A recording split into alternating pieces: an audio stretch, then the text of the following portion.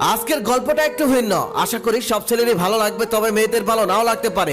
সব মেয়েদের বলতে শুনি ছেলেদের জীবনটা কত সুন্দর, আড্ডা দিতে পারে, ইচ্ছে মতো চলাফেরা করতে পারে, যা ইচ্ছা তাই করতে পারে, যেখানে ইচ্ছা সেখানে যেতে পারে, কোনো বাধা নিষেধ নেই। আর মেয়েদের বেলায় যত সব বাধা নিষেধ। আজ কিছু কথা বলি, তা শোনার পর হয়তো ছেলেদের সম্পর্কে মেয়েদের ধারণাটাই পাল্টে যাবে। স্বাধীনতা, আড্ডা, ঘোরাঘুরি এগুলো ছেলেদের জীবন নয়। ছেলেদের জীবন মানে হচ্ছে একটা সংগ্রাম, অনেক ত্যাগ। জন্মের পর থেকে ছেলেদের মাথায় প্রতিষ্ঠিত হওয়ার বীজ ঢুকিয়ে দেওয়া হয়। প্রতিষ্ঠিত না হতে পারলে ছেলেদের সমাজে কোনো মর্যাদা থাকে না। একটা বাবা তার মেয়েকে কখনোই অপ্রতিষ্ঠিত একটা ছেলের কাছে বিয়ে দেয় না। ছেলেরা পরীক্ষায় ফেল করলে তাদেরকে সংসারের হাল ধরতে হয়, আর মেয়েরা পরীক্ষায় ফেল করলে সহজ হিসাব, তাদেরকে বিয়ে দিয়ে দেওয়া হয়। আবার মেয়ে যদি সুন্দরী হয় তাহলে তো কোনো কথাই নেই, তাহলে তার জন্য প্রতিষ্ঠিত ছেলের অভাব পড়ে না। সরকারি কর্মকর্তা, ডক্টর, ইঞ্জিনিয়ার, তার জন্য সিরিয়াল লেগে যায়। আর ছেলেদের ক্ষেত্রে সুন্দর হলো টাকা।